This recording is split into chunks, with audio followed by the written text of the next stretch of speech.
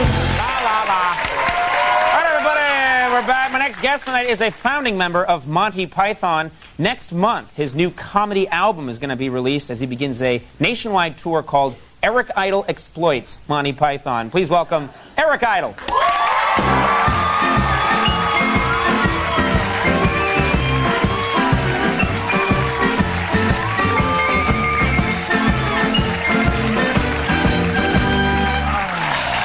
Thank you for being here.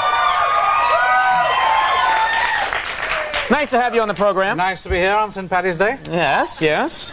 I didn't mean what I said before. No, thanks very much. It's all my fault. All of those 2,000 years of oppression is all down to me, right? Well, it was your idea. Yeah. It was? Yeah, I heard that. Two-thirds of Ireland is a free and independent state, by the way. Yes, I think it we is. should mention that, yes, John. Exactly. You know, historically I've been out of Jersey. I've never.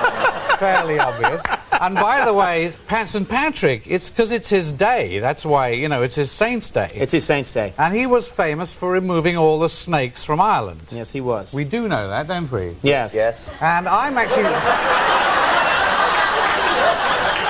I'm forming a society to put the snakes back into Ireland. You're going to ship them all back there? Yeah, I think it's time, you know. How did they get removed? That's what I want to know. Everyone's asking questions tonight. This has become a very... You don't know the answer. No, I'm a monkey that comes out here every night and jumps around. No one comes to me for information. Well, I want to know, how did the snakes get out of Ireland? I mean, did they eat them? No, he drove them in... Didn't he drive them into the sea, I think? Are we believing this? He told God, and God said, "Amscray." Yeah, get out. I think he had what do you call it, a Humvee? Yeah. And he got He put them in the back. trunk. Aren't snakes to do with Adam and Eve, too? I mean, is it because there's no sex in Ireland, or is that something else? I mean... Now we're getting into an area I can talk about.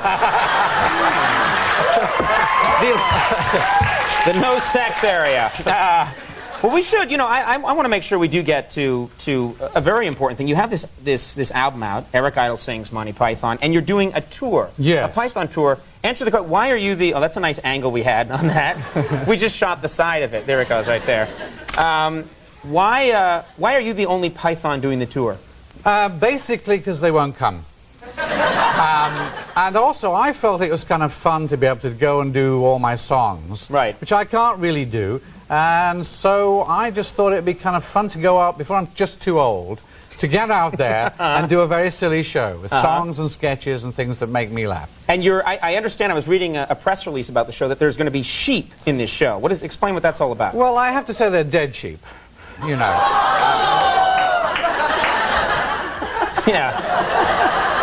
I removed all the sheep from the show. Right. It's like Patrick removed all the snakes from Ireland. It's a kind of we only use dead sheep because we don't harm any sheep. Sheep that died naturally of congestive heart failure. Absolutely.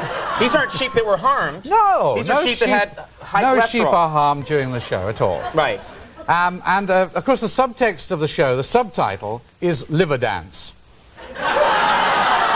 And I've realised that that's why they dance like that, you know. They dance like this, as John was doing it like that. It's to keep their livers in, because they really hurt, you know. They really hurt. I will not sit here for that.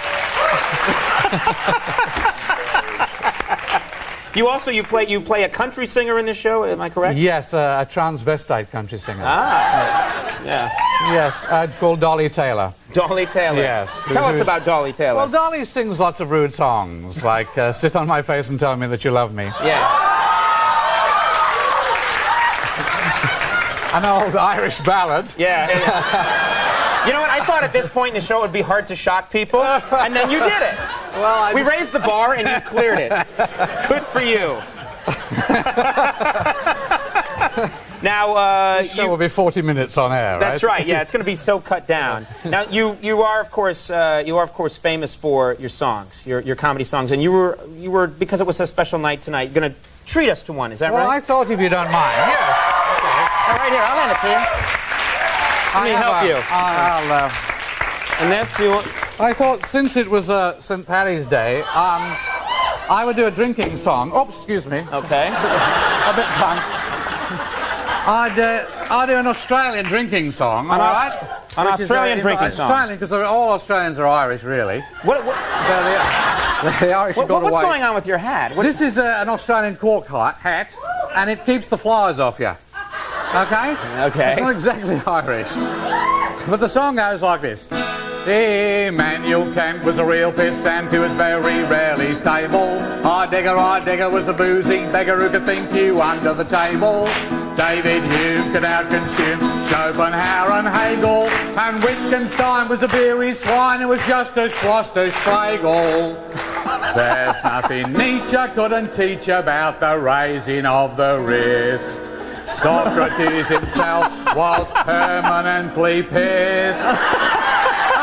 John Stuart Mill, of his own free will, on half a pint of shandy was particularly ill.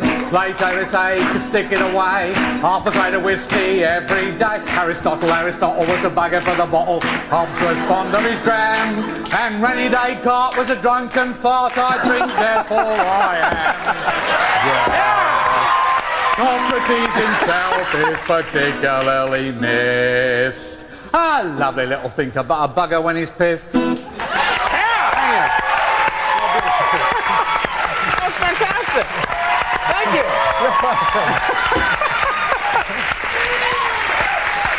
Oh, my goodness. Well, let me make sure I get this right, because I want people to go out and grab these. The Eric Idle Sings Monty Python album is going to be out April 18th. Make sure you get that. And the Eric Idle Exploits Monty Python Tour. Stop doing that. I'm sorry.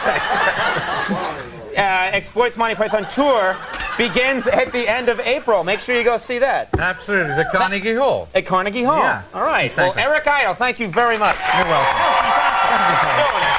We'll take a break when we come back. Fran Lebowitz will give us her perspective.